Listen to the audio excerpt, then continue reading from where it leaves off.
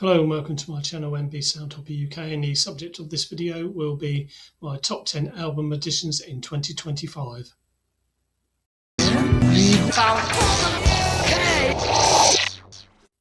Loads of stuff added to my haphazard collection of albums this year.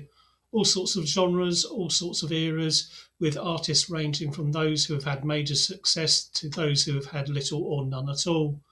The scrolling list on the right hand side of your screen shows all of it. Which ones make my top 10? You're about to find out. 10th is My Brutal Life 2 by the Black Dog from 2025. I've bought two of the three full-length albums released by the Black Dog this year, My Brutal Life 2 being the first of them. As the album title suggests, this is the Black Dog's second reflection on life in Sheffield's brutalist housing areas.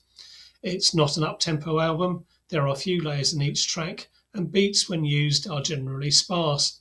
But with what layers there are, reverb is used superbly to create a wonderful sense of space. The album cover shows a daytime setting, but for me this is a nighttime album. In some ways, although not as epic or grandiose, its sound reminds me of that created by Vangelis for the opening scenes of Blade Runner. Rather than a viewpoint from an air car moving slowly across a futuristic Los Angeles skyline, though, this is more like a view from a drone hovering around Sheffield's Park Hill estate, and it makes for a very satisfying listen. Originally, I had intended to leave it at that regarding this album, but the sad news came through a couple of days ago that Ken Downey, co-founder and mainstay of the Black Dog over their 36-year existence, had died on December the 20th. Quite what that means for the remaining members, time will tell. Regardless of that, I don't think it's an exaggeration to describe Ken Downey's contribution to electronic music in the UK as immense. He'll be greatly missed. R.I.P. Ken. In ninth is 100 mph by Vardis from 1980. There's nothing that subtle about this album. It's a crash-bang wallop live blast of new wave of British heavy metal. Sometimes it's good to have an album playing that just gets on with it for 40-odd minutes. A few of my favourites are The Lion's Share, Let's Go, Situation Negative and Destiny. Obviously, given the genre, the guitar is the focal point of every track, but I think it's fair to say that Steve Zodiac, real name Stephen Hepworth, delivers. There's only one track where the soloing gets a little tedious, and that's on the title track. Another endearing quality of this album is the track introductions and interaction with the audience. The band were from Wakefield in Yorkshire, and what you get is a regular Yorkshire accent, not one appallingly bad fake American accent to be heard. To my mind, it's things like that that keep everything down to earth and all the more enjoyable as a result. In eighth, it's The Inside Outside by Johnny Trunk from 2004. Johnny Trunk, the founder of Trunk Records, is someone who has done a great deal to make a lot of obscurities from the past available again, such as music from old TV programmes like The Tomorrow People and The Clangers, or soundtracks to films like Kes and The Wicker Man. On this album, though, he decided to trawl through his collection of old vinyl, sample lots of bits and glue them together to create 13 new tracks. In 2004, this would have been just as hauntology was becoming established in music, so the timing for the release was perfect in that sense. There's nothing majorly sophisticated about The Inside Outside, but the flashes of memories that some of the out-of-context samples evoke make it likeable. Some of my favourites here are The Wonk, Nine Bob Note, Curl One Out and Zeus. Zeus uses a sample from the classic 1960s European serial adaptation of Robinson Crusoe, which makes it the one I like the most, and acts as a reminder of many a school summer holiday where the return to school always seemed to happen before the serial ended. I don't think I ever actually saw the whole of the serial until I bought the DVD. In seventh, it's A Web of Sound by The Seeds from 1966. I ended up buying this by accident, really. I'd made a trip to my nearest record store, Sounds of Southsea, more in search of a couple of albums on vinyl which I've had no luck in getting on CD. Lo and behold, the deluxe edition of A Web of Sound was on display at a more than reasonable price. The Seeds, in case you don't know, were a Los Angeles garage rock band and among the earliest to flirt with psychedelia, and there's some great stuff on this album.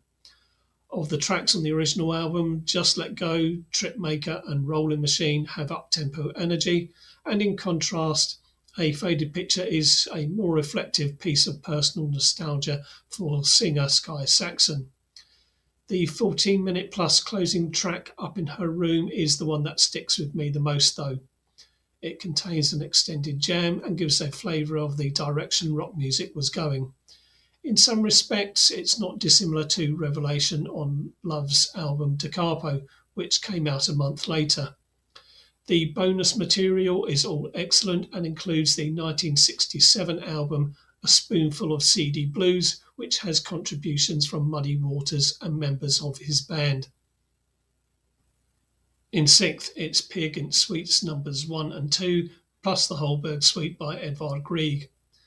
This was recorded in Bratislava in January 1984 by the Slovak Philharmonic Orchestra, conducted by Libor Pesek.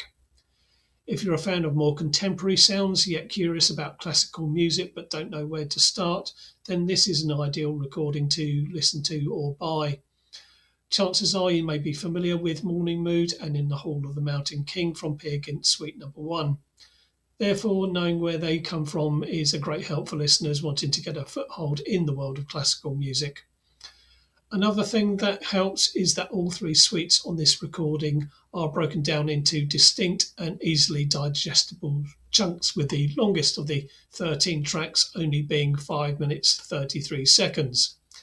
It means that none of the pieces, which could be new to you, appear to drag on or meander too far away from their core themes. Highly recommended if you're aspiring to broaden your musical horizons but don't want to be bogged down by anything too weighty just yet. Hi, fans of high quality in the comment section, fans below in the comment section, fans below in the comment section, fans below in the comment section, below in the comment section, below in the comment section, below in the comment.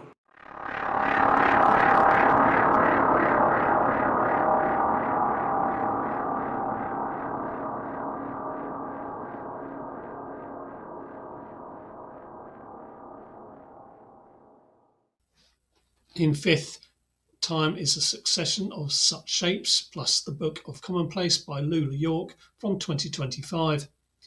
Lula York was 9th in my top 10 albums last year with her 2024 album Speak Thou Vast and Venerable Head. This album improves not only in terms of my ranking but in quality as well. Time is a Succession of Such Shapes has a good mixture of tracks with minimalist type looping melodic rhythms alongside those utilising beats. Field recordings add extra background textures at times for interesting extra layers. Apart from Kenning 2 and Kenning 3, the tracks don't have that higher tempo, so it's a fairly relaxed listen. The Book of Commonplace was initially released earlier this year on cassette, so I'm pleased it got a CD release because I feel it's the more intriguing of the 2 discs. It's more or less an audio diary where field recordings are more prominent than on the first disc, and they are carefully interwoven with the music. As per the cassette release, there are no track names as such. The 2 pieces are listed simply as Side A and Side B. An accompanying booklet gives an excellent explanation of what's going on during the individual sections of each side. Hopefully 2026 will see Lula York continue on this upward trajectory. At present, she's a breath of fresh air in electronic music. In fourth is Tales of H.P. Lovecraft by the Duke Street Workshop from 2016. This is an album I'd been after for a while, and as I'd run out of patience waiting for a CDR copy to become available, I bought it on vinyl. That's a rare thing for me these days, but I'm glad that I did. The Duke Street Workshop are from Wigan in the UK, and their forte is electronic music in a hauntological vein. So if you're a fan of any artists on the Ghostbox label, you'll probably like this. On this album, they collaborate with Lawrence R. Harvey, an English actor, also from Wigan, who reads edited versions of 2 H.P. Lovecraft tales, From Beyond and The Hound. Both are typical of the author in that they're cosmic horror type tales involving extra dimensional or other strange terrors. The language is fantastically, almost laughably dramatic, and if you've ever read any fantasy or sword and sorcery comics from the 60s and 70s, written by the likes of Stanley or Roy Thomas, you can easily detect Lovecraft's influence. Another link to comics is the eye-catching album artwork by Sean Phillips, who among his many credits includes a stint on DC's Vertigo imprint character Hellblazer, as well as numerous other projects for a variety of publishers. The music matches the story drama throughout this fine album. If I had one complaint, it's that the words get a little bit lost in the mix at times, although that becomes an incentive for repeated listens to pick up on what might have been missed. Third is African Anthem, The Mikey Dread Show, Double Eyes by Mikey Dread from 1979. Mikey Dread was an alias used by Michael Campbell both as a DJ and recording artist. His radio program, Dread at the Controls for the Jamaican Broadcasting Company, proved to be extremely popular due to its primary focus on reggae, and largely the program is the inspiration for this album. The original album has 9 instrumental dub tracks which are linked by what might well be jingles Campbell used on the radio. Tight musicianship from the likes of Sly Dunbar, Robbie Shakespeare and Earl Bagger Walker, amongst others, along with characteristic studio trickery and sound effects, makes every track a winner. The 9 bonus tracks are also excellent and include collaborations with legends Lee Scratch Perry and King Tubby. Overall, definitely a feel-good album. Away from this album, Mikey Dread collaborated with many other artists, such as The Clash on their 1980 album Sandinista, plus he had recorded a solo track called Radio 1 for the B-side of The Clash's Hitsville UK single. Second is Dolores by Boron and the Club of Gore from 2008. Boron and the Club of Gore are a German band whose origins are actually in death or doom metal bands.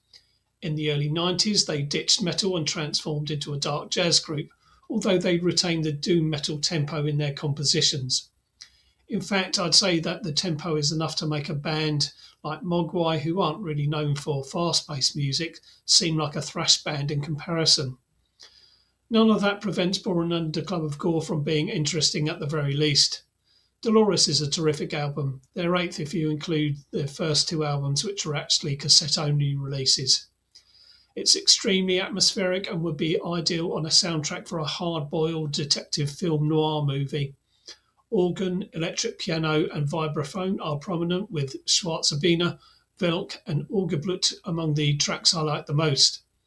It's the only one I have by them, but more will definitely follow. Number 1 is Hexham Valley by Nod from 2022. As much as I like the other albums I've mentioned, there was absolutely no danger of this not being my favourite. Since 2015, Nod have released much of their material on Rocket Recordings, the label this album is on. The label has released albums from artists across a range of left-field styles, and in the case of Nod, the emphasis is on the experimental end of psychedelic rock. If you like Hawkwind, Killing Joke, Godflesh, Loop, Spaceman 3 or Acid Mother's Temple, then Nod might be right up your street. The standout track on Hexham Valley for me is the almost 15-minute long Spotlight. It's built around a hypnotic, repetitive bass line and drum rhythm with a backdrop of a wailing, chaotic barrage of guitar feedback. Although released in 2022, if you wanted a soundtrack to the geopolitical madness of 2025, then this is it. The rest of the album is not as intense but great nonetheless, especially Bad Apple, Antidepressants, and a cover of the Lou Reed song Waves of Fear. That's it for 2025, and as far as targets for 2026 go, I think it's time to draw a line under buying new stuff from those that I've followed for a long time, and to explore what will be, for me, new avenues. Whether it's due to the times we live in or simply a need for change, I'm starting to prefer more raw and rugged sounds from the last 10 years or so. So in 2026, I expect to be buying more from the likes of Nod and others on the Rocket Recordings label. That won't be the extent of it. there'll be more 21st century jazz hybrids to come, I've no doubt, along with many, many more. Maybe it's time to dig a bit deeper into hip hop too. The video description has a link for a playlist of tracks from the 10 albums I've spoken about, and if you've made it this far, thanks for watching. Finally, I wish you a prosperous and enjoyable 2026.